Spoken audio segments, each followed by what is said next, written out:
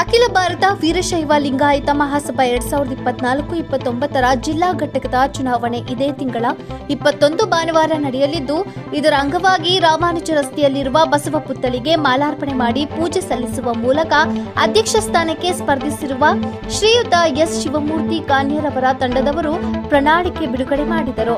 ಅಧ್ಯಕ್ಷ ಹಾಗೂ ಕಾರ್ಯನಿರ್ವಾಹಕ ನಿರ್ದೇಶಕರ ಚುನಾವಣೆಗೆ ಮೈಸೂರು ಜಿಲ್ಲಾದ್ಯಂತ 3735 ಸದಸ್ಯರು ಮತ ಚಲಾಯಿಸುವ ಹಕ್ಕು ಇದೆ.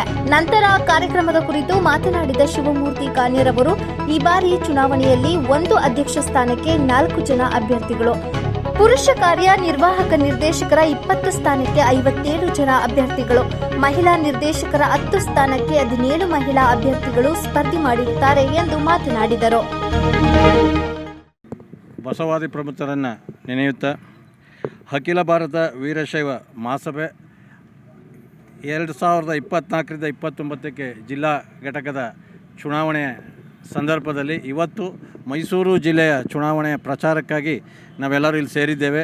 2024 ಚುನಾವಣೆಯಲ್ಲಿ ನಾವೆಲ್ಲರೂ ಅಧ್ಯಕ್ಷರು ಮತ್ತು ಕಾರ್ಯ ಸಮಿತಿ ಸದಸ್ಯರಾಗಿ ಇಲ್ಲಿ ಸೇರಿ ಇವತ್ತು ಮಾಲಾರ್ಪಣೆ ಮಾಡಿ ಪ್ರಚಾರವನ್ನು ಪ್ರಾರಂಭಿಸ್ತಾ ಇದ್ದೇವೆ. ಅಖಿಲ ಭಾರತ ವೀರಶೈವ ಮಹಾಸಭೆಗೆ ಈಗಾಗಲೇ ವಿವರವಾಗಿ ಚಂದ್ರು ಅವರು ಹೇಳಿದ್ದಾರೆ. ಕಳೆದ 5 ವರ್ಷಗಳಿಂದ ನಾನು ಅಧ್ಯಕ್ಷನಾಗಿದ್ದೆ. ಕಳೆದ 5 ವರ್ಷದಲ್ಲಿ ಸುಮಾರು 30 ವರ್ಷಗಳಿಂದ ಮೈಸೂರು ನಗರದಲ್ಲಿ ವೀರಶೈವ ಮಹಾಸಭೆಗೆ ನಿವೇಶನವಿರಲಿಲ್ಲ. ಕಳೆದ ಸಾರಿ ಮೂಡಾದಿಂದ 145/140 ನಿವೇಶನವು ಮಂಜೂರಾಗಿದೆ. ಆ ನಿವೇಶನದಲ್ಲಿ ನಾವು ಒಂದು ಭವನವನ್ನು ಕಟ್ಟಿ ಅಲ್ಲಿ ಒಂದು ಇದನ್ನ ಗ್ರೌಂಡ ಕಮರ್ಷಿಯಲ್ ಮಾಡಿ ಮೇಲ್ಗಡೆ KSIS ಕೋಚಿಂಗ್ ಸೆಂಟರ್ನ ಮಾಡಬೇಕು ಅಂತ ಇದ್ದೇವೆ. ಹಾಗೂ ವಿದ್ಯಾರ್ಥಿಗಳಿಗೆ ವಿದ್ಯಾರ್ಥಿ ನಿಲಯ ಮಾಡಬೇಕು ಅಂತ ಇದ್ದೇವೆ. ಅಲ್ಲಿ ನಮ್ಮ ವೀರಶೈವ ಮಹಾಸಭೆ ಆಫೀಸು ಮತ್ತು ಬಡ ವಿದ್ಯಾರ್ಥಿಗಳಿಗೆ ಏನೇನು ಅನುಕೂಲ ಸರ್ಕಾರದಿಂದ ಆಗಿರ್ಬೋದು, ನಮ್ಮ ಸಮಾಜದಿಂದ ಆಗಿರ್ಬೋದು, ಅದನ್ನೆಲ್ಲ ಮಾಡಿಕೊಡ್ಬೇಕು ಅಂತೇಳಿ ನಮ್ಮ ಸಮಾಜದಿಂದ ಮಾಡಿದ್ದೇವೆ. ಆದ್ದರಿಂದ ಮೈಸೂರು ಜಿಲ್ಲೆಯಲ್ಲಿರ್ತಕ್ಕಂಥ 3735 ಮತದಾರರಲ್ಲಿ ವಿನಂತಿ ಮಾಡ್ತಾ ಇದ್ದೇನೆ, ನೀವು ನಿಮ್ಮೆಲ್ಲರ ಅತಿ ಅಮೂಲ್ಯವಾದವನ್ನು ಮತ ಕೊಟ್ಟು ಅಧ್ಯಕ್ಷರು ಮತ್ತು ಕಾರ್ಯಕಾರಿ ಸಮಿತಿಯ ಸದಸ್ಯರುಗಳಿಗೆ ನೀಡಬೇಕು ಅಂತೇಳಿ ತಮ್ಮಲ್ಲಿ ವಿನಂತಿಸ್ಕೊಳ್ತಾ ಇದ್ದೇನೆ. ನಮ್ಮ ತಂಡದ ಎಲ್ಲ ಸದಸ್ಯರಿಗೂ ನೀಡಬೇಕು ಅಂತೇಳಿ ವಿನಂತಿಸ್ಕೊಳ್ತಾ ಇದ್ದೇನೆ. ಓಂ ಶ್ರೀ ಗುರು ಬಸವಲಿಂಗಾಯ ನಮಃ.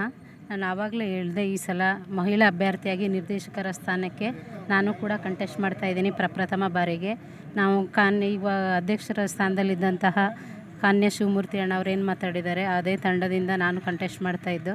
ಅವ್ರೇನು ಸಮಾಜದ ಏಳಿಗೆಗಾಗಿ ಏನೇನು ಹಂತವಾಗಿ ನಾವು ಏನು ಮಾಡಬೇಕು ಅಂತ ಆಲೋಚನೆ ಮಾಡಿದ್ದಾರೆ. ಅದೇ ನಿಟ್ಟಿನಲ್ಲೂ ಸಹ ನಮ್ಮ ತಂಡ ಏನಾದರೂ ಯಶಸ್ವಿಯಾಗಿ ಎಲ್ಲ ಜನಗಳ ಆಶೀರ್ವಾದದಿಂದ ಬಂದರೆ ನಾವು ಕೂಡ ನಮ್ಮ ಸಮಾಜದ ಎಲ್ಲ ರೀತಿಯ ಮಾರ್ಗದರ್ಶಕರ ಒಂದು ಸಹಾಯದಿಂದ ಏನು ಮಾಡಬೇಕು ಎಲ್ಲ ಕೆಲಸಗಳನ್ನ ಮಾಡ್ತೀವಿ ಅಂತ ಹೇಳ್ತಾ ತಮ್ಮೆಲ್ಲರ ಆಶೀರ್ವಾದ ನಮ್ಮ ಮೇಲಿರಲಿ ಅಂತ ಈ ಮೂಲಕ ಕೇಳ್ಕೊತೇನೆ.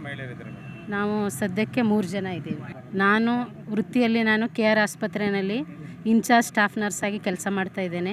ಇದೇ ಮೊದಲ ಬಾರಿಗೆ ನಿರ್ದೇಶಕರ ಮಹಿಳಾ ಅಭ್ಯರ್ಥಿಯಾಗಿ ಮಾಡ್ತಾಯಿದ್ದೀನಿ. ಸಮಾಜಮುಖಿ ಕೆಲಸ ಅಂತ ಬಂದಾಗ ಈಗ ಅವ್ರು ಮಾಡಿದ್ರೆ ಅದೇ ಎಫೆಕ್ಟು ಮೇ ಬಿ ನಮಗೂ ಎಲ್ಲರಿಗೂ ಈಗ ಒಂದು ದೊಡ್ಡ ಲೆವೆಲಲ್ಲಿ ಹೋದರೂ CM ಆದರೂ ಅಷ್ಟೇ, PM ಆದರೂ ಅಷ್ಟೇ, ತಾಲೂಕು ವೈಸಲ್ಲಾದರೂ ಅಷ್ಟೇ, ಈಗ ಅವರು ಮನೆಯವರು ಅಂತ ಬಂದರೆ ಏನಾದರೂ ಅದು ಪ್ರಭಾವ ಬೀರುತ್ತೆ. ಆ ನಿಟ್ಟಿನಲ್ಲಿ ನಮಗೂ ಸಹ ಏನಾದರೂ ಉಪಯೋಗ ಆದರೆ ಅದು ಖಂಡಿತ ಆಗುತ್ತೆ.